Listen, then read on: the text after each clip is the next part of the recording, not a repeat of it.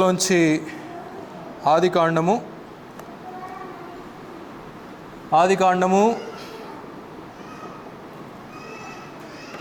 2వ అధ్యాయము 8-9 వచనాలు చదువుతున్నాను, దయచేసి గమనించండి. ఆదికాండము 2వ అధ్యాయము 8వ వచనం. దేవుడైన యెహోవా తూర్పున ఏదెనులో ఒక తోట వేసి తాను నిర్మించిన నరుని దానిలో ఉంచెను. మరియు దేవుడైన యెహోవా చూపునకు రమ్యమైనదియు ఆహారమునకు మంచిదునైన ప్రతి వృక్షమును ఆ తోట మధ్యను జీవవృక్షమును మంచి చెడ్డల తెలివినిచ్చు వృక్షమును నేల నుండి మొలిపించెను. దేవుడి కొద్ది వాక్య భాగాన్ని దీవించినట్టుగా చిన్న ప్రార్థన. మమ్మల్ని మిక్కిలిగా ప్రేమించినటువంటి మా ప్రియ రక్షక మా యేసయ్య, ఈ యొక్క ఉదయకాల సమయంలో ఇంతవరకు ఆరాధన కార్యక్రమం అంతట్లో కూడా మీరే సర్వమహిమ ఘనత పొంది ఉన్నారని నమ్ముచున్నాము. ఈ సమయంలో నాయన వాక్యోపదేశంలోనికి ప్రవేశించి ఉంటుండగా నిలవబడిన నేను మట్టివాడను నాయన మీ యొక్క సిలువ చాటును మరుగుపరుచుకొని పరిశుద్ధాత్ముని యొక్క జ్ఞానము ద్వారా మాలో ఉన్న ప్రతి ఒక్కరి హృదయాలతో మీరే మీ యొక్క సత్యాలను మాకు వినిపింపచేయండి నాయన. అలాగే యూట్యూబ్ ఛానల్ ద్వారా కూడా అనేక ప్రాంతాల నుండి వీక్షిస్తున్నటువంటి బిడ్డలందరినీ కూడా నిండారులుగా దీవించండి. వారు కూడా ఈ యొక్క సరి అయినటువంటి సత్య ప్రామాణికమైనటువంటి వాక్య బీజాలు వారి హృదయాల్లో నాటుకొని వారి జీవితాలను, వారి కుటుంబాలను, వారి సంఘాలను స్థిరపరచుకున్నటకు మీ యొక్క సహాయం అనుగ్రహించి ముందుకు నడిపించుమని యేసుక్రీస్తు వారి అతి శ్రేష్టమైనటువంటి నామంలో స్తుతించి వేడుకొనుచు నాము తండ్రి, ఆమేన్. ఇక్కడ మనం చదువుకున్నటువంటి వచ్చిన భాగాలలో యెహోవా దేవుడు ఒక తోటను వేసినట్లుగా మనం చూడగలుగుతూ ఉంటున్నాం. సర్వ సృష్టిని కూడా సృజించినటువంటి ఆ దేవుడు మన ప్రభు అయినటువంటి యేసుక్రీస్తు వారు ఒక తోటను వేయాలనేటువంటి ఆశను కలిగి ఉన్నట్లుగా ఆ తోటలో సకల రకాలైనటువంటి వృక్షాలను, చెట్లను చూపునకు రమ్యమైనవిగా ఇక్కడ తెలియచేస్తూ ఉంటున్నాడు కదా.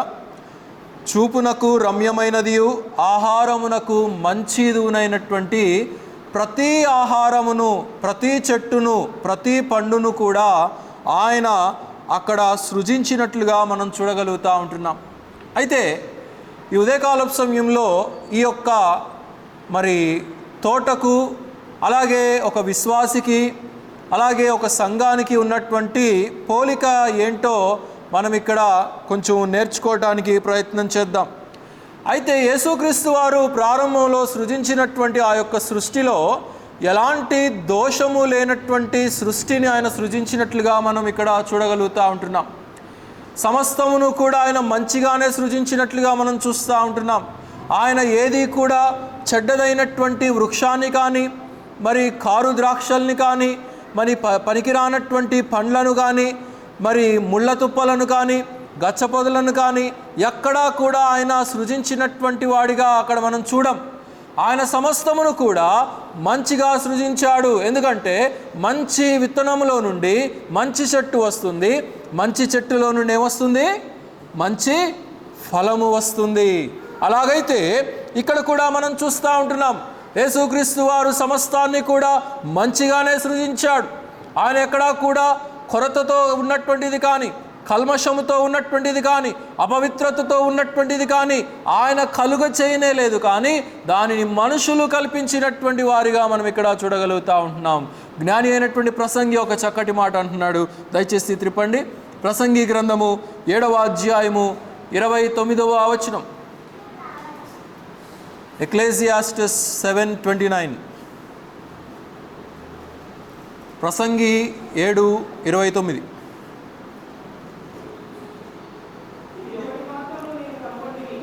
ఇదొక్కటి మాత్రం నేను కనుగొన్నాను.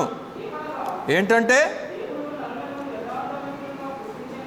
దేవుడు నరులను యథార్థవంతులుగా పుట్టించెను, కానీ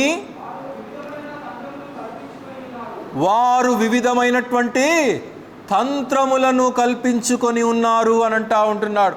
దేవుడు మానవుణ్ణి మంచిగానే సృజించాడు, దేవుడు సృష్టినంతా కూడా చక్కగానే సృజించాడు, ఎలాంటి లోపము లేనటువంటిదిగా. అందులో చెడుకు ఏమాత్రము కూడా అసలు అవకాశమే లేనటువంటి విధానంగా దేవుడు సృష్టిని సృజించాడంట.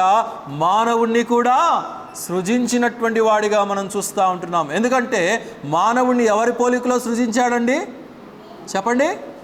దేవుని పోలికలో సృజించాడు దేవుడు.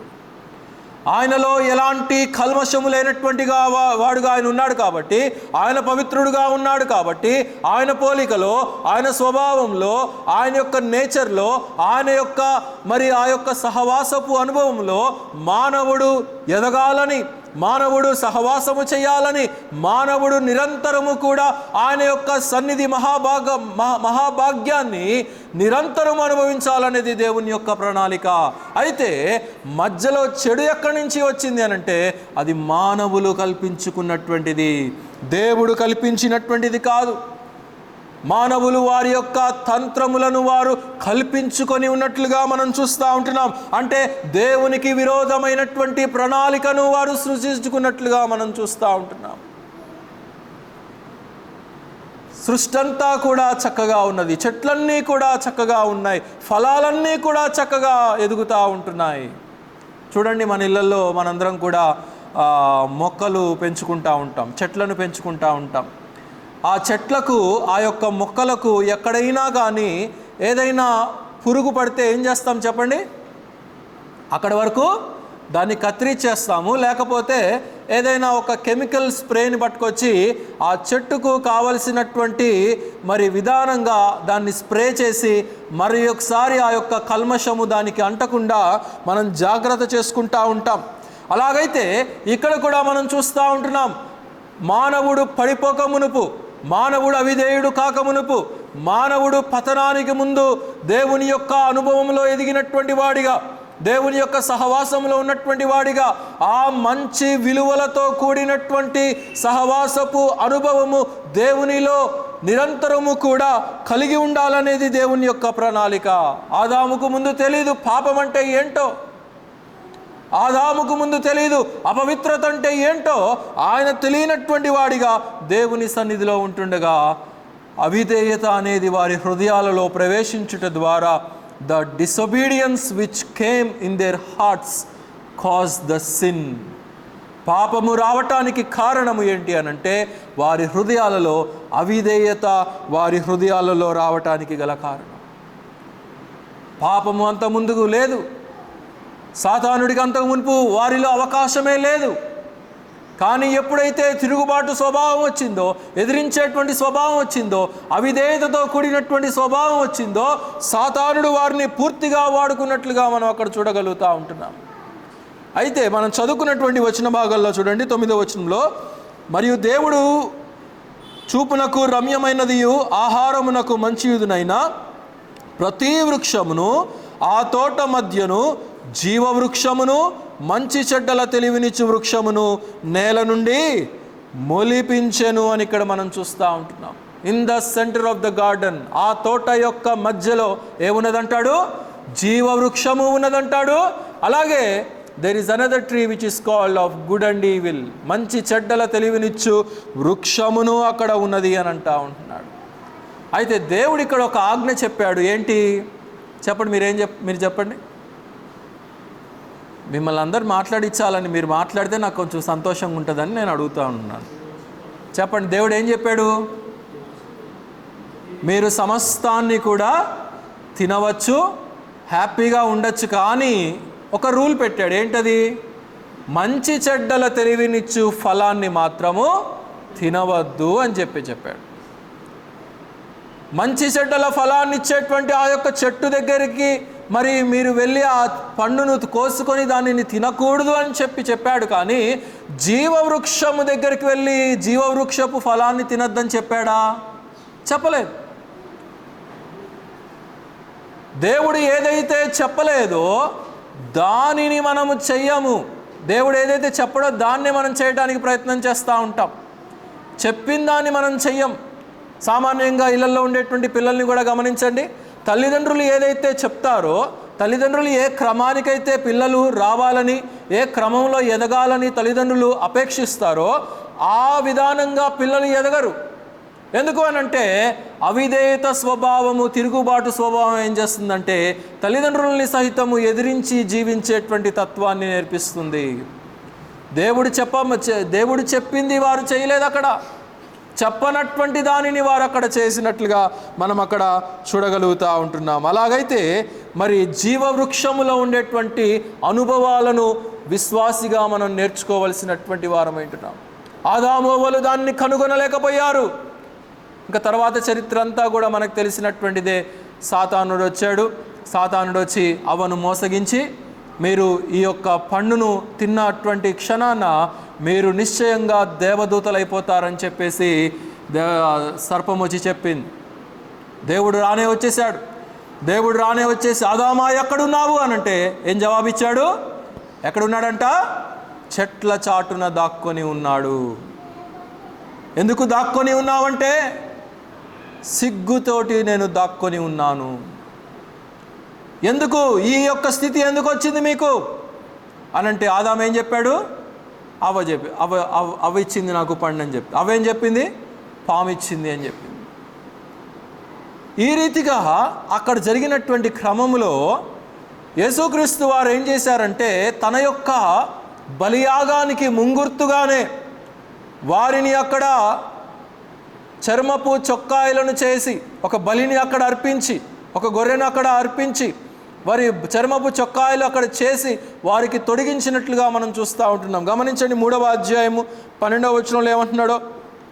అందుకు ఆదాము, నాతో ఉండుటకు నీవు నాకు ఇచ్చిన ఈ స్త్రీయే ఆ వృక్షములను కొని నాకు ఇయ్యగా నేను తింటిననెను. అప్పుడు దేవుడైన యెహోవా స్త్రీతో, నీవు చేసినది ఏమిటని అడగగా స్త్రీ, సర్పము నన్ను మోసపుచ్చినందున తింటిని అని చెప్పాను. చూడండి, ఒకరి మీద ఒకరు కారణాలు చెప్పుకుంటా ఉంటున్నారు. వారిలో ఉన్నటువంటి అవిధేయతను వారు గుర్తించట్లేదు. దేవుడు క్లియర్గా చెప్పినటువంటి ఇన్స్ట్రక్షన్స్ను వారు ఇండివిజువల్గా పాటించలేకపోయారనేటువంటి విషయాన్ని, వారు ఇండివిజువల్గా క్రమము తప్పిపోయారనేటువంటి విషయాన్ని వారు పాటించట్లేదు. కానీ కుంటి సాకులు ఎల్లమ్మ పుల్లమ్మ మీద చెప్పి, పుల్లమ్మ ఎల్లమ్మ మీద చెప్పి, ఒక భక్తుడు ఇలా అన్నాడు, అవ్వెందుకు పండు తిని ఆదాంకి ఇచ్చింది అని అంటే, పోయేదాన్ని నేను ఒక్కడనే పోతే మళ్ళీ ఇంకొక దాన్ని కట్టుకుంటాడేమో, ఎందుకు వచ్చింది గొడవ, వీడిని కూడా నాతో పాటే తీసుకొని పోదాము, అందుకని పండును ఆదాముకు కూడా తినిపించింది అని చెప్పాడు. ఊరికే సరదాకి చెప్పారులే, నిజం కాదు. అయితే ఇక్కడ మనం చూస్తూ ఉంటున్నాము యేసుక్రీస్తు వారు అక్కడ ఒక బలిని అర్పించినట్లుగా మనం చూస్తూ ఉంటున్నాం. 21వ వచనం కూడా గమనించండి.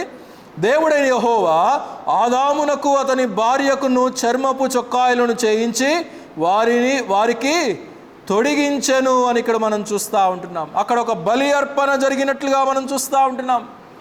అది క్రొత్త నిబంధనలో జరిగినటువంటి యేసుక్రీస్తు వారి యొక్క శిలువ మరణ పునరుద్ధానములకు సాదృశ్యముగా ముందుగానే ఎక్కడ బలి అర్పణ జరిగింది?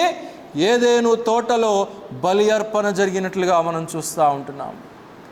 ఆయనకు సాదృశ్యముగా, ఆయనకు మారుగా వీరి యొక్క చెట్ల యొక్క ఆకులతో వారి యొక్క సిగ్గును కాపాడుకోలేరు అని చెప్పేసి యేసుక్రీస్తు వారు వారికి ఒక లెదర్ క్లోత్స్ను చేసి వారికి తొడిగించినట్లుగా మనం అక్కడ చూడగలుగుతూ ఉంటున్నాం. అలాగైతే ప్రభువు ఎంత కృపగలిగినటువంటి వాడో, అంత విధేయుడైనప్పటికీ కూడా అక్కడ కృపగలిగినటువంటి వాడిగా మనం నేర్చుకోగలుగుతూ ఉంటున్నాం. తర్వాత చూడండి 22వ వచనం. అప్పుడు దేవుడైన యెహోవా, ఇదిగో మంచి చెడ్డలను ఎరుగునట్లు ఆదాము మనలో ఒకని వంటి వాడాయను. కాబట్టి అతడు ఒకవేళ తన చెయ్యి చాచి జీవవృక్ష ఫలములను కూడా తీసుకొని తిని నిరంతరము జీవించునేమో అని దేవుడైన యెహోవా అతడు ఏ నేల నుండి తీయబడినో దానిని సేద్యపరచుటకు ఏదేను తోటలో నుండి అతనిని పంపించి వేసెను. ఏం చేశాడట? బయటకు గెంటి వేశాడు. అవిధేయతకు జరిగేటువంటి తీర్పు అదే. బయటకు వెళ్ళిపోవటం తప్ప పరిష్కారం లేదు. అప్పటి వరకు దేవుని యొక్క సహవాసము కలిగినటువంటి వారు, అప్పటి వరకు దేవునితో ప్రతిరోజు కూడా సాయంకాల సమయమున ఎవరి సహవాసం కలిగి ఉన్నారు? దేవుని సహవాసం. ఎంత గొప్ప అనుభూతి అండి అసలు. పరలోకములో ఉండేటువంటి ఆ యొక్క మహామహుడైనటువంటి దేవుడు ప్రతిరోజు కూడా మానవుణ్ణి ప్రేమించి ఆ తోటలోనికి వచ్చి వాళ్ళతో కాసేపు కాలక్షేపంగా ముచ్చటిస్తూ పరలోక రాజ్యాలను గురించినటువంటి విశేషాలు ఎన్నో తెలియచేస్తూ ఎన్నో ఆత్మీయమైనటువంటి విషయాలను వారికి తెలియచేస్తూ ఉంటున్నటువంటి క్రమంలో అపవాది వచ్చి మోసగించుట చేత వీరు భ్రమపడి మోసపోయి జరిగినటువంటి తప్పిదము వలన వీరు సహవాసములో నుండి గెంటివేయబడ్డారు. దేవుని తోటలో నుండి గెంటివేయబడ్డారు. జీవవృక్షము దగ్గర నుండి వారు వెలుపలికి తరిమివేయబడ్డారు. ఎందుకంటే దేవుడు అక్కడ ఏమని ఆలోచన చేశాడంటే, వీడిప్పుడు పాపం చేశాడు, ఇదే పాపంలో కనుక జీవవృక్ష ఫలము తింటే, ఇటర్నల్ ట్రీ, అది ట్రీ ఆఫ్ లైఫ్, జీవవృక్షము యొక్క ఫలాన్ని తిన్నటువంటి వాడు ఎప్పటి వరకు నివసిస్తాడు? యుగ యుగాలు, ఇక no end, there is no end. దేవుడు అనుకున్నాడు, ఇది నా చిత్తము కాదు, ఇది నా ప్రణాళిక కాదు. మానవుడు ఈ పాపములోనే నిరంతరము నివసించి ఆనందించుట నా చిత్తము కానే కాదు. అందుకొరకు నేను మానవుని సృజించలేదు, కానీ నా సహవాసములో ఉండాలని, నా సన్నిధిలో ఉండాలని, నా ప్రేమలో ఉండాలని, నా యొక్క వాత్సల్యతలో ఉండాలని, నా యొక్క క్రమములో ఉండాలనేటువంటి ఉద్దేశంతో దేవుడు నరుని సృజిస్తే వాడు ఆ యొక్క అవకాశాన్ని కోల్పోయినట్లుగా మనం చూడగలుగుతూ ఉంటున్నాము. When we lose the presence of the Lord, we must be very aware that we are losing the tree of life. We are losing the presence which we live with the tree of life. జీవవృక్షముతో కూడినటువంటి ఆ యొక్క అనుభూతి, జీవవృక్షమునకు తగినటువంటి ఆ యొక్క ఆత్మీయమైనటువంటి వెలుగు, ఆత్మీయమైనటువంటి ఫలము మనము కోల్పోతున్నామనే విషయాన్ని ఇక్కడ మనం అర్థం చేసుకోవాలి ప్రియులారా. కాబట్టి ఇక్కడ ఏం చేశాడంటే దేవుడు వారిని పనిష్ చేసినట్లుగా మనం చూస్తూ ఉంటున్నాం. ఎందుకంటే పాపము ఆయన సన్నిధిలో ఉండటం ఆయనకి ఇష్టం లేదు. ఏదేను వనము పవిత్రమైనటువంటిది, మంచిది, చెడు కూడా ఎక్కడా లేనటువంటిది. ఆయన తోట, ఆయన సహవాసము అనగా ఆయన యొక్క సంఘము, గార్డెన్ అనగా ఆయన యొక్క సంఘము, పవిత్రము చేయబడినటువంటి పరిశుద్ధులతో కూడినటువంటి సంఘము. They must be Holi. Sin అనేది వారిలో ఉండటానికి వీలు లేదు, డిసొబీడియన్స్ అనేది వారిలో ఉండటానికి వీలు లేదు. ఎంత మాత్రము కూడా ప్రభువును ఆరాధించుట, ప్రభువును సేవించుట, ప్రభువుతో మమైక్యమైనటువంటి జీవితము, ఆ యొక్క ఆత్మీయమైనటువంటి అనుభవంలో ఉండాలనేది దేవుని యొక్క ఉద్దేశం. ఎందుకంటే దేవుడు పరిశుద్ధుడు, మనల్ని కూడా అదే స్టేటస్లో ఉండాలనేది ఆయన యొక్క ఉద్దేశం. కానీ ఇక్కడ ఆదాము అవ్వలు చేసినటువంటి తప్పిదము వలన జరిగినటువంటిది. దానికి దేవుడు ఏం చేశాడంటే, ఇక మరి ఎన్నడూ కూడా వారు ఆ యొక్క ఏదేను వనంలో ప్రవేశించకుండా ఏం చేశాడు? ఖడ్గజ్వాలములను దానికి పెట్టేశాడు. They cannot enter. పంపించి వేశాడు. ఏ నేల నుండి వారు తీయబడినో దానిని సేద్యపరచుకొనుటకు, ప్రసంగి 12:7 అంటాడు కదా, మన్నైనది మంటికి పోవలెను, ఆత్మ తాను అనుగ్రహించినటువంటి దేవుని దగ్గరికి పోవును అని చెప్పేసి.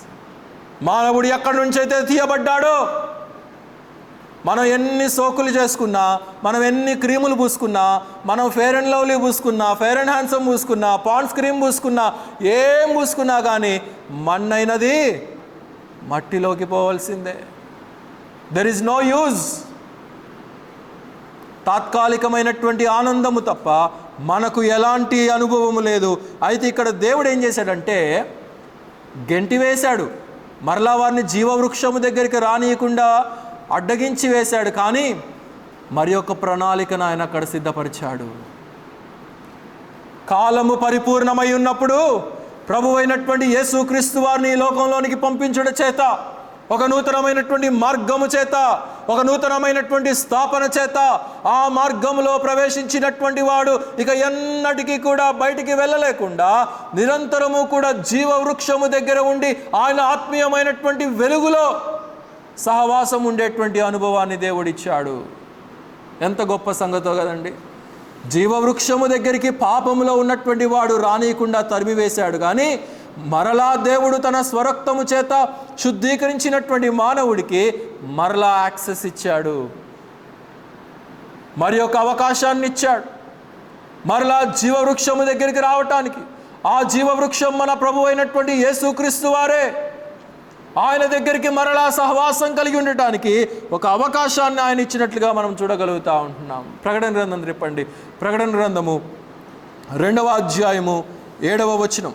ఆ అవకాశం ఎలా దొరికిందో చూస్తూ ఉంటున్నాం. ప్రకటన 2వ అధ్యాయము 7వ వచనం. చెవి కలిగినటువంటి వాడు ఆత్మ సంగములతో చెప్పు మాట వినుగాక. జయించువానికి దేవుని పరదైసులో ఉన్న జీవవృక్ష ఫలమును భుజింపనిత్తును. ఎవరికంట? జయించువానికి. ఏం జయించాలి అంటే, ఈ లోకంలో సాతానుని మనం జయించవలసినటువంటి వారమై ఉంటున్నాం. అపవాది నిరంతరము కూడా ఎవరిని మృంగుదురా అని చెప్పి ఎలా ఉన్నాడంట? గర్జించు సింహము వలె వాడు కాచుకొని ఉన్నాడంట.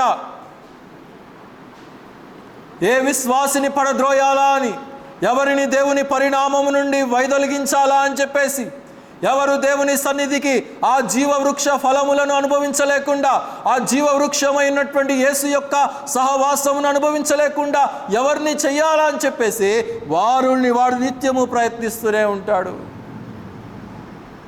ఎవరినో ఎందుకు, సాక్షాత్ యేసుక్రీస్తు వారినే వాడు విడిచిపెట్టలేదు. యేసుక్రీస్తు వారు శరీరధారిగా ఈ లోకంలో ఉన్నప్పుడు 40 దినాలు ఆయన ఉపవాసం చేసి, ఎడారిలో ఉపవాసం చేసిన తర్వాత ఎవరు వచ్చారు ఆయన దగ్గరికి? సాతానుడు వచ్చాడు. సహజంగా సేవకులు ఏం చెప్తారంటే, కష్టాలు వచ్చినప్పుడు, శ్రమలు వచ్చినప్పుడు కొంచెం ఉపవాసం ఉండి ప్రార్థన చేయండి అమ్మా అని చెప్తారు. ఎందుకంటే ఆ ఉపవాసము ద్వారా దేవుని యొక్క దీవెన మరింతగా వస్తుందేమో అని చెప్పేసి. అయితే ఉపవాసం అయిపోయిన తర్వాత దీవెన రావాలి, ఉపవాసం అయిపోయిన తర్వాత ఆశీర్వాదం రావాలి. కానీ ఇక్కడ ఏమైంది? శోధకుడు వచ్చాడు. Remember, when you try to live according to the scripture, when you try to live according to Jesus, Satan will come and he will provoke you. ఎప్పుడైతే మనం నిర్ణయించుకుంటామో, ఎప్పుడైతే మన జీవితాలను ప్రభు కొరకు సమర్పించుకోవాలని ఇష్టపడతామో, ఎప్పుడైతే ప్రభు యొక్క సహవాసంలో ఎదగాలని, వాక్యంలో ఎదగాలని, ప్రార్థనలో ఎదగాలని, ఎప్పుడైతే ఒక దృఢమైనటువంటి నిశ్చయతను మనం కలిగి ఉంటామో, అప్పుడే సాతానుడు వచ్చి శోధిస్తాడు. ఎందుకంటే వాడి పేరే శోధకుడు. మనం తీసుకున్నటువంటి నిర్ణయాన్ని పాటించలేకుండా, మనం తీసుకున్నటువంటి నిర్ణయాలను మనము అనుభవించలేకుండా వాడు చేస్తూ ఉంటాడు. చర్చిలో ఆమేనని బైబిల్ని క్లోజ్ చేసి ఇంటికి వెళ్ళగానే ఏమవుతుంది? భార్యాభర్తలకు గొడవ స్టార్ట్ అయ్యింది. బైబిల్ ఇక్కడ క్లోజ్ చేసి అక్కడ ఇంటికి పోయి షెల్ఫ్లో పెట్టగానే భార్యలో అన్న దూరుతాడు, లేదా భర్తలో అన్న దూరుతాడు.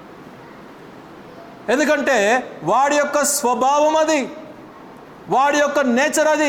దేవుని యొక్క సహవాసము మందిరంలోనే కాదు, ఇంటిలో కూడా అనుభవించాలని వీడు అనుకుంటాడు. కానీ ఇంటికి వెళ్ళేసరికి మనస్సు నెమ్మదిగా ఉండదు, ప్రశాంతంగా ఉండదు, అల్లకల్లోలమైనటువంటి పరిస్థితి. కాబట్టి ఇక్కడ సాతానుడు కూడా యేసుక్రీస్తు వారి దగ్గరికి వచ్చి 40 దినాలు అయిపోగానే వచ్చి మొట్టమొదటిగా ఏం చెప్తాడు? ఒక రాయిని చూపించి, ఇదిగో ఈ రాయిని తీసుకొని ఆహారముగా చేసుకొని తిను. ఎందుకంటే 40 దినాలు అయిపోయింది. యేసుక్రీస్తు వారు చాలా ఆకలితో ఉన్నాడు. ఎందుకంటే శరీరంలో ఉన్నాడు కాబట్టి మరి పేగులన్నీ కూడా ఎండిపోయి ఆహారము కావాలనేటువంటి అపేక్షతో ఉంటున్నప్పుడు సాతానుడు వచ్చి రాయిని చూపించి, ఇదిగో దీనిని రొట్టెగా చేసుకొని తిను అని అంటాడు. మత్తయి సువార్త 4వ అధ్యాయం 5వ వచనం త్రిప్పండి. మత్తయి సువార్త 4:5.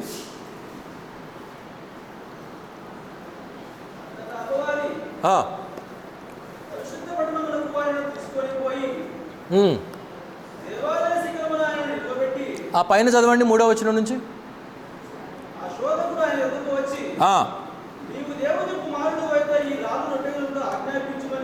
నీవు దేవుని కుమారుడవైతే ఈ రాళ్లను రొట్టెగా ఆజ్ఞాపించుమని.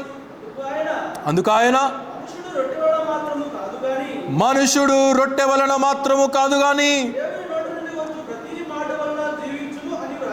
దేవుని నోట నుండి వచ్చు ప్రతి మాట వలన జీవించును కదా అని అంటా ఉంటున్నాడు.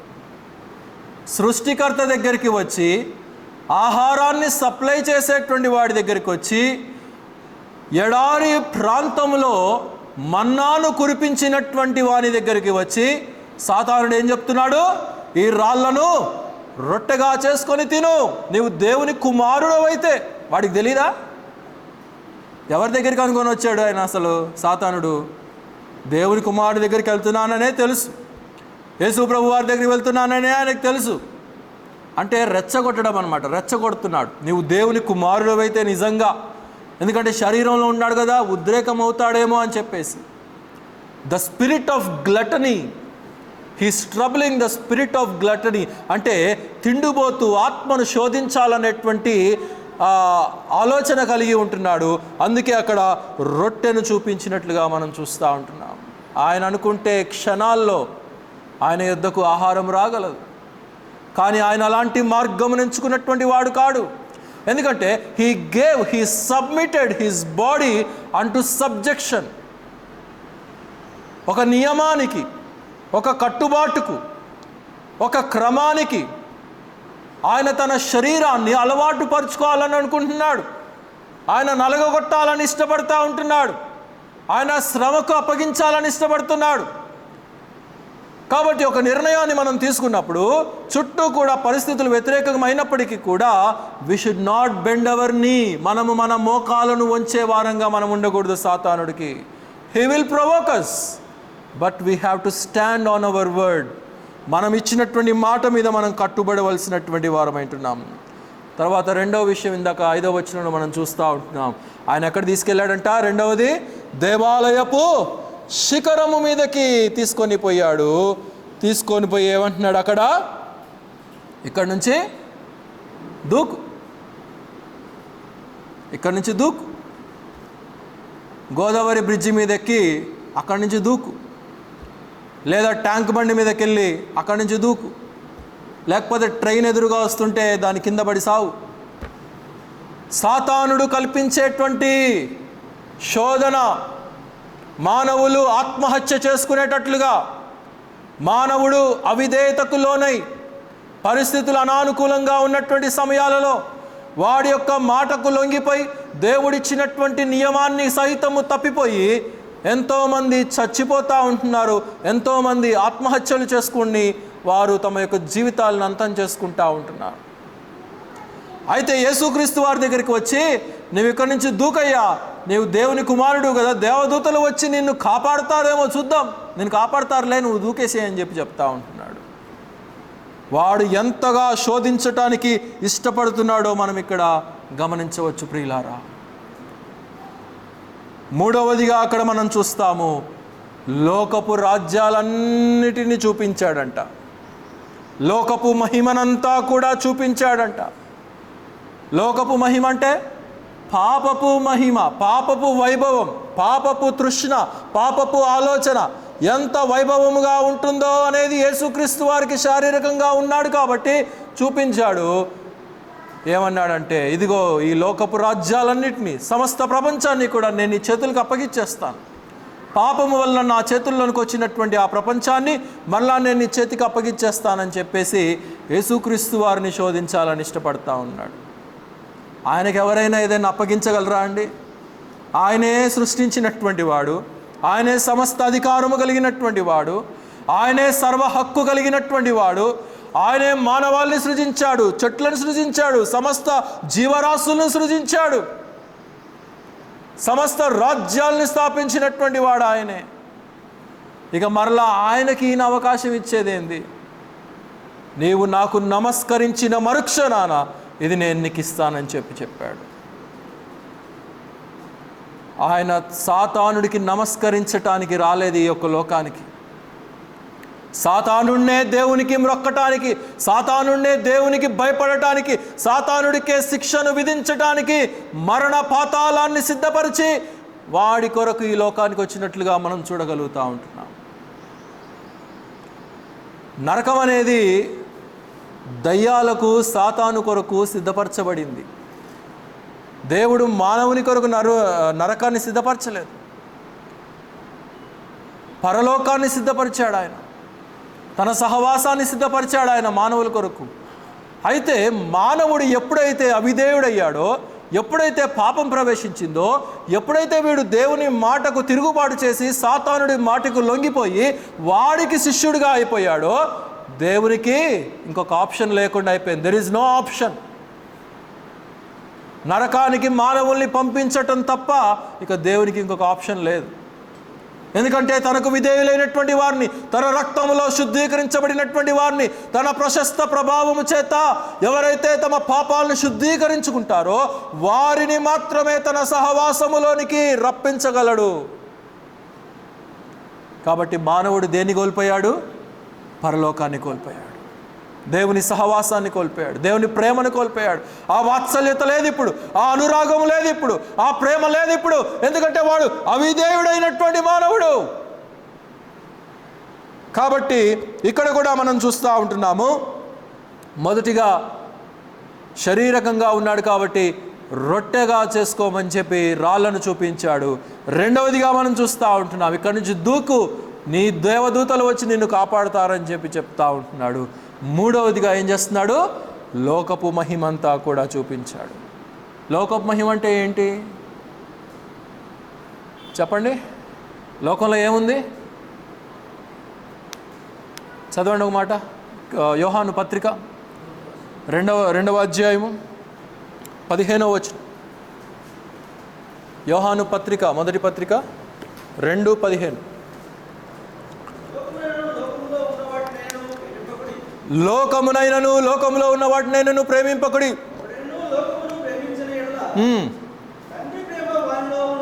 తండ్రి ప్రేమ వానిలో ఉండదు. లోకములో ఉన్నదంతయు అనగా శరీరాశ, నేత్రాశ, జీవపు డంబమును ఈ లోకంలో ఉన్నవి అని చెప్పి చూపిస్తూ ఉంటున్నాడు. యేసు ప్రభు వారికి ఆ 3 శోధనలు కూడా సాతానుడు పరిచయం చేశాడు. జీవపు డంబము, లేనటువంటి దానిని ఉన్నది అని ప్రొజెక్ట్ చేసుకోవటం, దేవుడు ఇవ్వనటువంటి దీవెనను అన్యాయంగా అక్రమంగా జీవించి లంచాలు తీసుకొని అక్రమమైనటువంటి బ్రతుకులతో అనేక మంది జీవితాలను సంక్షోభంలో నెట్టివేసి అనేకమైనటువంటి విధానాలుగా కాపురాలను పాడు చేసి కుటుంబాలను పాడు చేసి అన్యాయంగా సంపాదించేటువంటి సంపాదన వలన వచ్చేటువంటి ఫలితం ఏది కూడా లేదు. దట్ ఈస్ కాల్డ్ జీవపు డంబము. దేవుడు అదే అక్కడ తెలియచేస్తూ ఉంటున్నాడు. అలాంటి లైఫ్ స్టైల్ని దేవుడు అక్కడ మానవుల కొరకు సిద్ధపరచలేదు. దేవుడు కష్టపడండి అనేటువంటి విధానాన్ని దేవుడు మానవులకి నేర్పిస్తూ ఉంటున్నాడు. దేవుని ద్వారా దీవెన పొందుకోవాలి, దేవుని ద్వారా మనం ఆశీర్వదించబడాలి. దేవుడిచ్చినటువంటిది అది ఒక రొట్టె ముక్క అయినా, ఒక శాలరీ అయినా, ఒక వాహనమైనా, ఒక బంగ్లా అయినా, దేవుడు ఇవ్వవలసినటువంటి సమయంలో ఒక ఉద్యోగమైనా, ఒక వివాహమైనా, ఏదైనా వాట్ ఎవర్ మైట్ బి, మానవులంగా మనకు కావలసినటువంటివి ఎన్నెన్నో ఉంటూ ఉంటాయి. అయితే వాటన్నిటిలో మనకు అవసరమైనటువంటిది మనకు తెలుసా, దేవుడికి తెలుసా? చెప్పండి. పిల్లలు ఉన్నారు, ఇప్పుడు లాసన్ ఉన్నాడు, లాసన్ అడిగిన అన్నీ కూడా కిరణ్ మరి కొనివాడు. ఎందుకంటే వాడికి ఏది అవసరమో, వాడు ఏది ఆడుకోవటానికి ఉపయోగమో, వాడికి ఏది అక్కరగా ఉంటుందో దాన్ని మాత్రమే కొనిస్తాడు. కానీ మరి వాడికి ప్రమాదంగా ఉండేటువంటిది ఏది కూడా తల్లిదండ్రులు కొనిరు. అలాగే మన ప్రభువు అయినటువంటి యేసుక్రీస్తు వారు కూడా, మనం కూడా ఆయనకు దేవునికి పిల్లలమే. అక్కడే 3వ అధ్యాయము 1వ వచనంలో అంటాడు, మనందరము కూడా దేవునికి పిల్లలమై ఉన్నాము అని చెప్పి తెలియచేస్తూ ఉంటాడు. కాబట్టి పరలోకపు తండ్రి కూడా, ప్రభు అయినటువంటి యేసుక్రీస్తు వారు కూడా మనకు అలాంటి విధానాన్ని ఇవ్వాలని ఇష్టపడతా ఉంటున్నాడు. అయితే జీవపు డంబము ఏం చేస్తుందంటే జీవితకాలం అంతా కూడా జీవవృక్షము దగ్గరికి రానివ్వకుండా అడ్డుపడుతూ ఉన్నది.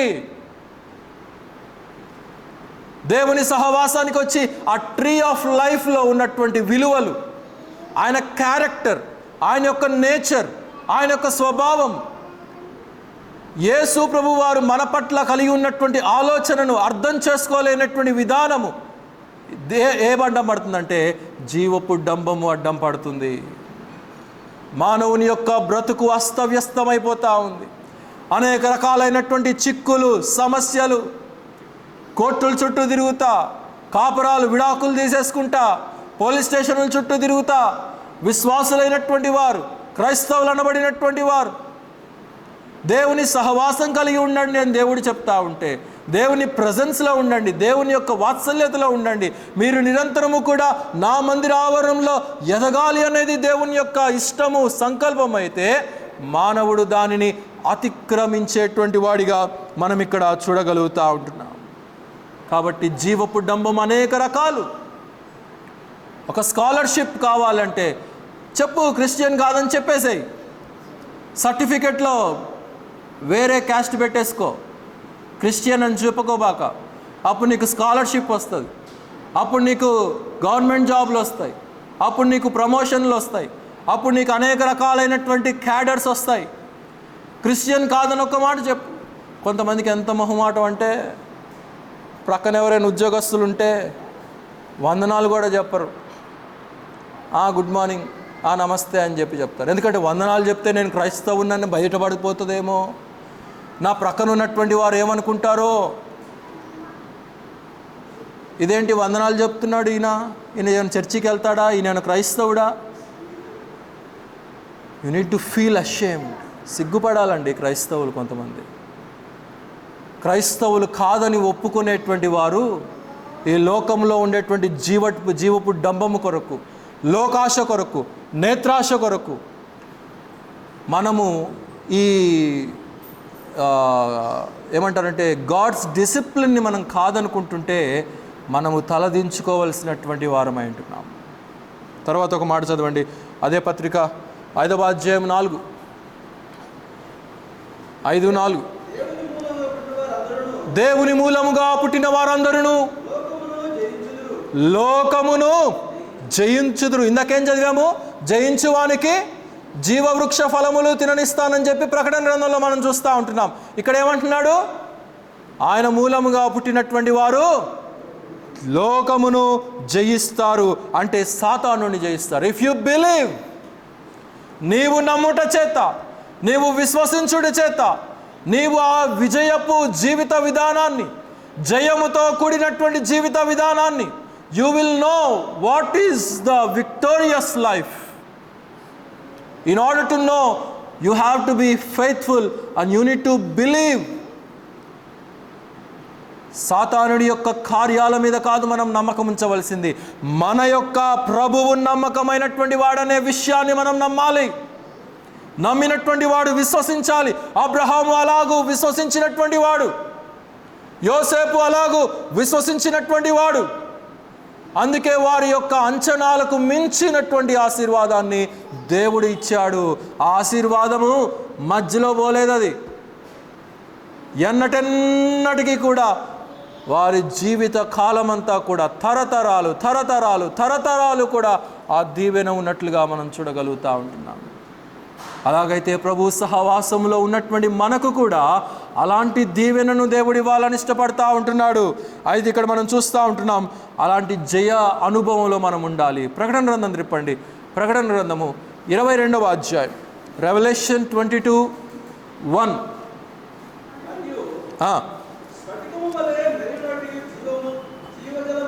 స్ఫటికము వలె మెరియునట్లు జీవజలములైన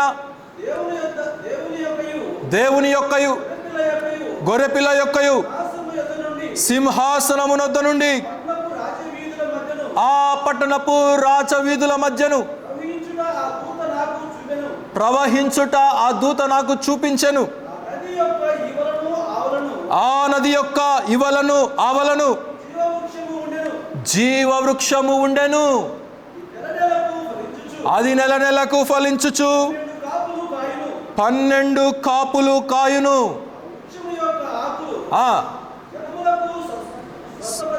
స్వస్థపరచుటకై వినియోగించును. చాలండి. కాబట్టి there was a tree of life. అక్కడ దేవుని సహవాసంలో, దేవుని సన్నిధిలో ఆ జీవ జలపు నది ప్రవహిస్తూ ఉన్నదంట.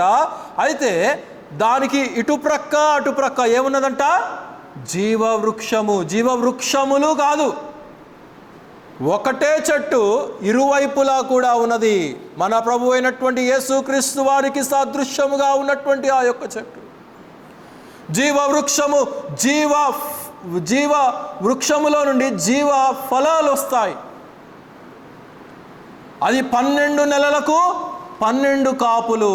ఇంగ్లీష్లో చాలా చక్కగా తెలియచేస్తూ ఉంటాడు. It was like a 12 mannered fruit bearer.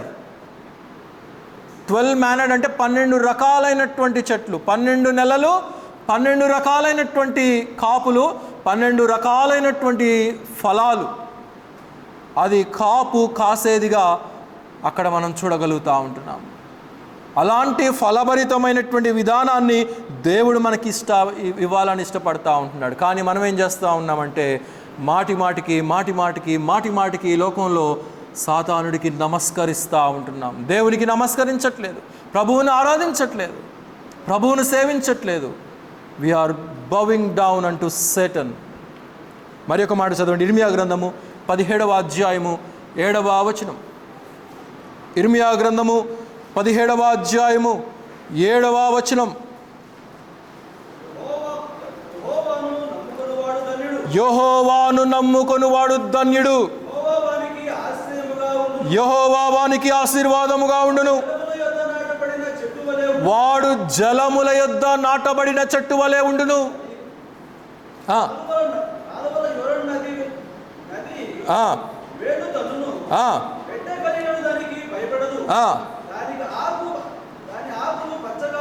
దాని ఆకు పచ్చగా ఉండును. వర్షము లేనటువంటి సంవత్సరమైనా కానీ అది చింతనుందదు, కాపు మానదు. హృదయము చాలండి ఇక. కాబట్టి అక్కడ ఒక చెట్టుని మనం చూస్తూ ఉంటున్నాం. ఇర్మియా తెలియచేస్తూ ఉంటున్నాడు. అనగా విశ్వాసిని ఎక్కడ నాటాడు అనంటే జీవజలముల ఊట యొద్ద నాటాడు. అనగా మన ప్రభు యొక్క సహవాసంలో దేవుడు మనల్ని నాటాడు. అక్కడ వెట్టగలిగినను దాని యొక్క వేర్లు పైకి రావంటున్నాడు. ఎందుకంటే దాని యొక్క వేర్లు ఏమైపోయినాయి? లోతుగా వెళ్ళిపోయినాయి దేవునిలో, జీవపు ఊటలో, జీవజల నదిలో. కొలసై పత్రికలు అంటాడు కదా, 2వ అధ్యాయం 7వ వచనం అనుకుంటా, మీరు క్రీస్తు యేసు యొక్క సహవాసములో వేరుపారినటువంటి అనుభవం కలిగినటువంటి వారై. అవర్ స్పిరిచువల్ రూట్స్, మన యొక్క విశ్వాసపు వేరులు ఏవైతే ఉన్నాయో, రక్షించబడిన తరువాత సంవత్సరాలు గడిచే కొద్దీ ఆ వేరులు ప్రభు యొక్క ప్రేమలో, ప్రభు యొక్క కృపలో, ప్రభు యొక్క కట్టడిలో, ప్రభు యొక్క క్రమంలో అవి లోతుగా చొచ్చుకొని పోవాలి. వర్షింపకుండాను అంటే ఒకవేళ శోధన వచ్చినను, ఒకవేళ శ్రమలు వచ్చినను, ఒకవేళ కష్టము వచ్చినను, ఒకవేళ ఉపద్రవము వచ్చినను, ఒకవేళ శాలరీ రాకపోయినను, ఒకవేళ సమస్యలు వచ్చినను, ఎలాంటి పరిస్థితి అయినా కానీ మన విశ్వాసపు వేర్లు ఏం కావద్దు? పెళ్ళగించబడి బయటికి రాగొద్దు. చూడండి, కొన్ని తుఫాన్లప్పుడు కొన్ని చెట్లు అలాగే ఉంటాయి, వాటి యొక్క పునాదులు తొలగవు. అవసరమైతే అది మధ్యలోకి విరిగిపోతుంది, కానీ దాని యొక్క వేర్లు మాత్రం బలంగా భూమిలోకి చొచ్చుకొని పోతాయి. కొన్ని అయితే ఊరికనే చిన్న పెనుగాలికే ఎగిరిపోయేటువంటి చెట్లు కూడా ఉంటాయి. కాబట్టి ఎలాంటి చెట్టుగా ఉండాలో దేవుడు ఇక్కడ మనకు చెప్తా ఉంటున్నాడు. మనము కాపు కాసే వారంగా మనం ఉండాలని, ఫలభరితమైనటువంటి వృక్షాలుగా. జీవజల నది, దాని యొక్క ఆకు వాడిపోలేదు కాబట్టి పచ్చగా ఉన్నది. అంటే దేవుని సన్నిధిలో ప్రతి రక్షించబడినటువంటి విశ్వాసి కూడా ఎలాగుండాలి? పచ్చని ఒలీవ చెట్టు వలె ఉండాలి. దేవుని క్రమభరితమైనటువంటి జీవితం మనల్ని ఏం చేస్తుందంటే మనల్ని ఫలించేడి కొమ్మగా చేస్తుంది. యోసేపు అనేటువంటి మాటకు అర్థం ఏంటి? ఫలించేడి కొమ్మ. So God is respecting in our lives. అంటే ఆయన కూడా మన జీవితాలని ఒక గౌరవప్రదమైనటువంటి విధానంగా మనం ఎదగాలని ఆయన ఇష్టపడతా ఉంటున్నాడు. రోమాపత్రిక 6వ అధ్యాయం 23వ వచనంలో ఒక మాట ఉంది చూడండి, మనకు అందరికీ తెలిసినటువంటిది. రోమా 6:23.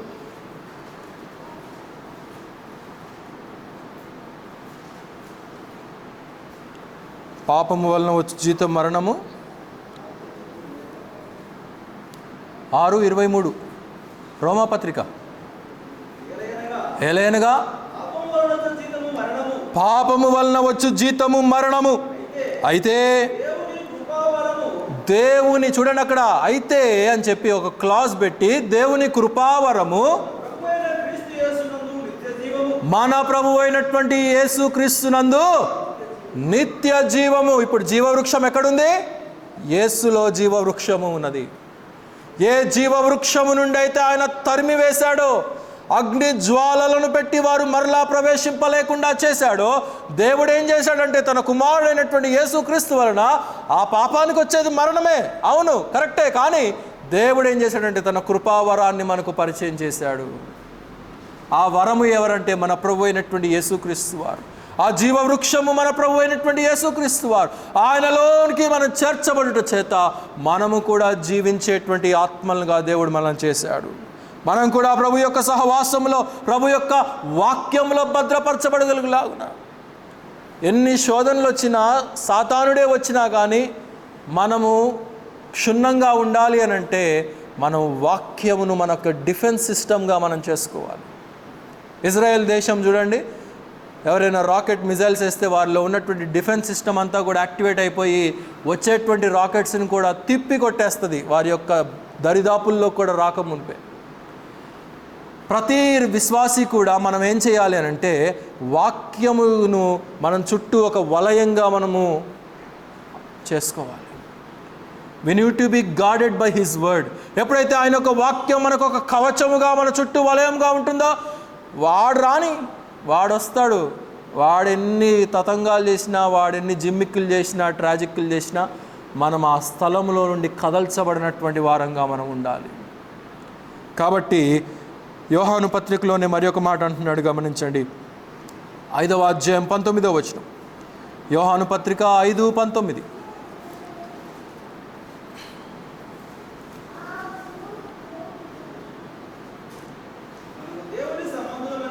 మనము దేవుని సంబంధులమనియు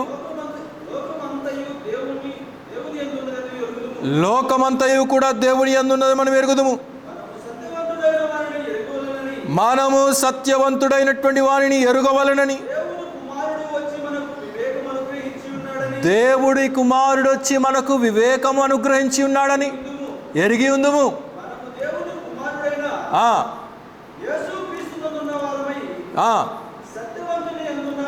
సత్యవంతుని యందు ఉన్నాము గనక ఇప్పుడు మనము ఆ సత్యములో నిలిచి ఉన్నటువంటి వారము.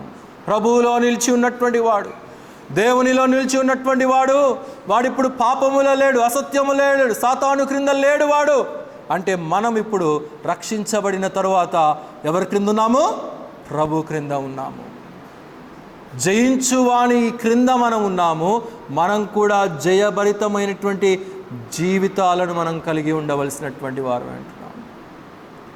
కాబట్టి అలాంటి విధానం, ఆయన క్రిందకు మనం వచ్చి ఉన్నాం, ఆయన కౌగిలిలోనికి మనం వచ్చి ఉన్నాం, ఆయన సహవాసంలోనికి మనం వచ్చి ఉన్నాం. సిలువ మీద ఎంతమంది దొంగలు ఉన్నారు? యేసుక్రీస్తుతో పాటు 2 దొంగలు ఉన్నారు, ఇటుపక్క అటుపక్క. రెండోవాడు ఏం చేశాడు? అయ్యా నీతో పాటు నన్ను కూడా చేర్చుకుంటావా అంటే దేవుడు ఏం చెప్పాడు? నిశ్చయముగా నీవు నాతో కూడా పరదైసులో ఉంటావు. ఆయన ఒక్క మాట చాలు. ఆ వ్యక్తికి ఏ విషయాలు తెలియవు, దేవుని గురించినటువంటి విషయాలు. రక్షణ అనుభవం లేదు ఆయనలో, సంఘ సిద్ధాంతాలు తెలియవు ఆయనకి, క్రమాలు తెలియవు, కట్టడలు తెలియవు, శాసనాలు తెలియవు, పరలోకాన్ని గురించి తెలియదు, దేవదూతలను గురించి తెలియదు, క్రీస్తుని గురించి తెలియదు. ఏమీ తెలియకపోయినా కానీ ఒక్కటి తెలుసుకున్నాడు. ఏంటి అని అంటే యేసులో జీవమున్నదనే విషయాన్ని తెలుసుకున్నాడు. ఈయన మరణించినా తిరిగి లేస్తాడనే విషయాన్ని ఆ వ్యక్తి ముందుగానే నమ్మాడు. కాబట్టి నీతో పాటు నన్ను చేర్చుకుంటావా అంటే యేసు యాక్సెప్ట్ చేసేసాడు. అక్కడ హీ యాక్సెప్టెడ్. ఇప్పుడు మనందరికీ కొన్ని విషయాలు పరలోకాన్ని పోయినాక నీకేం తెలుసు అంటే నాకు రక్షణ గురించి తెలుసు, నాకు కీర్తనలు 23 తెలుసు, నాకు ఆదికాండం 1 తెలుసు, అది ఇంకేవో చెప్తా ఉంటాను. కానీ ఈ వ్యక్తికి నీకేం తెలుసాయా అంటే నాకేం తెలియదు అని చెప్తాడు. ఎవరైనా నీవు ఎట్లా వచ్చావు మరి ఇక్కడికంటే నాకేం తెలియదు, అదిగో ఆయనతో పాటు ఆయన రావచ్చు అన్నాడు, నేను వచ్చేసాను అంతే. ఎందుకంటే ఆయనే జీవమై ఉన్నటువంటి వాడు, ఆయన మాట ఇచ్చినటువంటి వాడు. ఒక్కసారి మన జీవితాలను రక్షించిన తరువాత నిత్యత్వంలోనికి ప్రవేశింపచేసిన దాకా కూడా మనల్ని విడిచిపెట్టేటువంటి దేవుడు కాడనే విషయాన్ని మనం నమ్మాలి ప్రియులారా.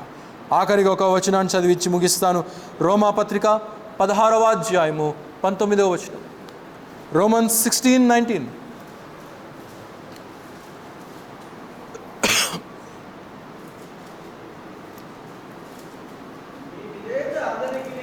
నీ విధేయత అందరికీ ప్రచురమైనది కనుక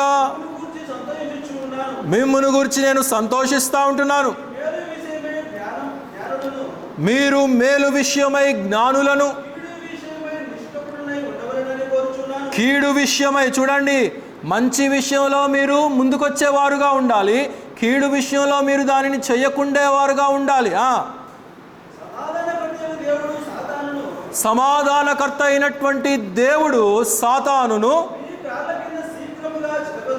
మీ కాళ్ళ క్రింద శీఘ్రముగా చితకగొట్టును. ఇప్పుడు ఏమైపోయాడు సాతానుడు? యేసు యొక్క మరణ పునరుద్ధానముల ద్వారా వాడి యొక్క బలము ఉడికిపోయింది, వాడి యొక్క శక్తి కోల్పోయాడు. అలాగే సంఘము ఎదుట, రక్షించబడినటువంటి విశ్వాసులు ఎదుట, వారి యొక్క ప్రార్థనలు ఎదుట, వారి యొక్క సహవాసము ఎదుట, వారి యొక్క ప్రసన్నత ఎదుట వాడు నిత్యము వాడు ఓడిపోతూనే ఉన్నాడు. అందుకే సంఘము ఎదుట వాడి యొక్క పనులు చెల్లవు. సంఘము ప్రార్థన చేయగా, సంఘము ఏకీభవించగా, సంఘము కలిసి ఒక విషయం మీద ప్రార్థన చేయగా వాడి పెట్టినటువంటిది ఏది కూడా వాడి బలము వెళ్ళిపోతుంది, ఉండదు. అందుకే శీఘ్రముగా వాడి యొక్క తలను మీ కాళ్ళ క్రింద, అంటే సంఘము యొక్క కాళ్ళ క్రింద ఇప్పుడు పెట్టాడు. ఎవడినైతే అవ్వ ఆదాములు ఆహ్వానించారో, ఎవడినైతే వారికి శిరస్సుగా ఆపాదించుకొని తొలగిపోయారో, ఇప్పుడు దేవుడు ఏం చేశాడు? వాడిని మన కాళ్ళ క్రింద పెట్టినట్లుగా మనం చూస్తూ ఉంటున్నాం. అయితే కాళ్ళ క్రింద పెట్టినటువంటి వాడిని మరలా పట్టుకొచ్చి ఎత్తుకొని లాలించకూడదు, వాడిని అక్కడే ఉండనియాలి. అంటే మన యొక్క శారీరక క్రియలు, the carnal deeds which we do in this life, వాటిని మనం నిర్ణయించుకొని వాటిని తొలగింప చేసుకునే వారంగా మనం ఉండాలి తప్ప వాటిని మరలా చంకనెత్తుకుంటే ప్రయోజనము లేదు. వాడిని ఆ కాళ్ళ క్రిందే నలగొట్టనివ్వాలి, అంతకంతకు వాడు పాతాళంలో దిగిపోవాలి. మనమంతకంతకు జీవవృక్షము దగ్గరికి, జీవనది దగ్గరికి, జీవము కలిగి నిత్యత్వంలో నివసించేటువంటి ప్రభు దగ్గరికి మనం చేరినట్లుగా దేవుడి కొద్ది వాక్యాన్ని నిండారులుగా మన హృదయాల్లో దీవించునుగాక. ప్రార్థన.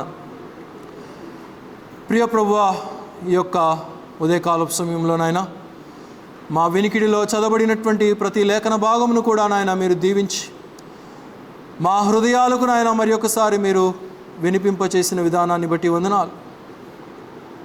జీవవృక్షమును మీరు సిద్ధపరిచారు, మంచి చెడ్డల తెలివినిచ్చు వృక్షాన్ని కూడా మీరు సిద్ధపరిచారు. అయితే మానవుడు మీ మాట వినాలని, మానవుడు మీరు కల్పించినటువంటి ఆ యొక్క శ్రేష్టమైనటువంటి అనుభవాలలో ఎదగాలనేది మీ యొక్క ఉద్దేశం. కానీ అపవాది ప్రవేశించుట చేత, మోసగించబడుట చేత పాపము ప్రవేశించింది.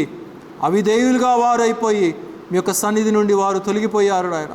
ఇంకెన్నటికీ కూడా జీవవృక్షాన్ని వారు చేరుకోలేనటువంటి పరిస్థితుల మధ్య మరి ఒకసారి మీ ప్రేమ, మీ యొక్క జాలి, మీ యొక్క వాత్సల్యత ప్రభు అయినటువంటి యేసుక్రీస్తు వారి యొక్క రూపంలో ఈ లోకంలోనికి ప్రవేశించి ఆయన యొక్క మరణ పునరుద్ధానముల ద్వారా మరి ఒకసారి మేము మరలా ఆ జీవవృక్షము దగ్గరికి మేము చేరి, ఆ జీవనదిలో మేము ఎదిగి, ఆ జీవవృక్ష ఫలాలను మా జీవితాల్లో, మా ఆత్మీయతలో కాపు కాసే వారంగా, ఫలించే వారంగా, పచ్చగా ఎదిగేటువంటి వారంగా ఉండాలనేది మీ యొక్క ఉద్దేశం. 12 నెలలకు 12 రకాలైనటువంటి ఫలాలు, అంటే నిత్యము మాలో ఒక నూతనమైనటువంటి విజ్ఞత, ఒక వివేచన, ఒక నూతనత్వముతో కూడినటువంటి జీవిత విధానం, పాత బ్రతుకు, పాత రోత, పాత పాపపు స్వభావం మాలో మరలా రాకుండా సాతానుని సంఘం యొక్క కాళ్ళ క్రింద శీఘ్రముగా మీరు నలగగొట్టేశారు. వాడిని మరలా మేము ఎత్తుకొనకుండా నాయన మమ్మల్ని భద్రపరచండి. మీ వాక్యము చేత మమ్మల్ని కట్టండి. మీ వాక్యము చేత మమ్మల్ని స్థిరపరచండి. మీ యొక్క సహవాసంలో మేము ఎదుగుటకు, మీ యొక్క సన్నిధిలో మేము ఎదుగుటకు మాకట్టి జ్ఞానమును అనుగ్రహించమని ప్రార్థన చేయుచూ ఉంటున్నాం. అలాగే ఈ మధ్యాహ్న కాలపు సమయంలో చేరి వచ్చినటువంటి ప్రియ సంఘాన్ని కూడా నిండారులుగా దీవించండి, బలపరచండి. ప్రతి కుటుంబాన్ని కూడా ఆశీర్వదించమని ప్రార్థన చేయుచూ ఉంటున్నాము నాయన. గ్రామాలకు నాయన సెలవులకు అనేక కుటుంబాలు నాయన మరి గ్రామాలకు వెళ్ళి ఉంటుండగా వారిని కూడా మీరు భద్రపరిచి మీ యొక్క కాపుదలలో, మీ యొక్క కౌగిటిలో, చల్లని నీడలో బిడలను, చంటి బిడ్డలను సంరక్షణలో ఉంచి క్షేమంగా గృహాలకు చేరు పర్యంతము నాయన మీరు తోడుగా ఉండి భద్రపరచమని ప్రార్థన చేయుచుంటున్నాము. ఆయా కారణాల నిమిత్తమై రాలేకపోయినటువంటి బిడ్డలను కూడా మీరు క్షమించి మన్నించి మరి యొక్క సమయానికి వారు వచ్చేటువంటి జ్ఞానాన్ని దయచేయండి. కావాలని కావాలని కావాలని మీ యొక్క సన్నిధిని ఎడబాసి, మీ యొక్క సహవాసాన్ని వదిలిపెట్టేసి, మీ యొక్క జీవవృక్షము వద్దని పారిపోయేటువంటి వారిని కూడా మీరే హెచ్చరించండి, గద్దించండి, మాట్లాడండి. జీవవృక్షపు విలువేంటో వారు గుర్తించి మీ యొక్క సన్నిధికి వచ్చేటువంటి జ్ఞానం, బయట సంఘాలకు వెంపర్లాడక, బయట సంఘాలలో ఉండేటువంటి ఏదో కలుగుతుందనేటువంటి అజ్ఞానము చేత పరుగులెత్తక వారి హృదయాలతో మీరే జ్ఞానాన్ని, వారికి బుద్ధిని కలిగించమని ప్రార్థన చేయుచూ ఉంటున్నాం. ఈ వారంలో జరగవలసినటువంటి సంఘ కార్యక్రమాలన్నింటిలో కూడా మీరే తోడుగా ఉండి ముందుకు నడిపించండి నాయన. ప్రతి కార్యక్రమం కూడా మాకు దీవెనకరంగా జరిగించమని ప్రార్థన చేయుచూ ఉంటున్నాం. సమస్త దీవెనలతో మమ్మల్ని దీవించి ముందుకు నడిపించి మీరే మహిమాఘనత పొందుమని యేసుక్రీస్తు వారి దివ్యనామములో స్తుతించి ప్రార్థించి అడిగి వేడుకొనుచు ఉన్నాము తండ్రి. ఆమేన్. మన తండ్రి అయినటువంటి దేవుని యొక్క ప్రేమయు, ప్రభు అయినటువంటి యేసుక్రీస్తు వారి యొక్క కృపయు, పరిశుద్ధాత్ముని యొక్క అన్యోన్య సహవాసము సన్నిధి సర్వలోకంలో ఉన్నటువంటి పరిశుద్ధులందరితో పాటు మనకును సదాకాలం తోడై నడిపించునుగాక. ఆమేన్. అందరికి వందనాలండి. సెలవు తీసుకుంటాం.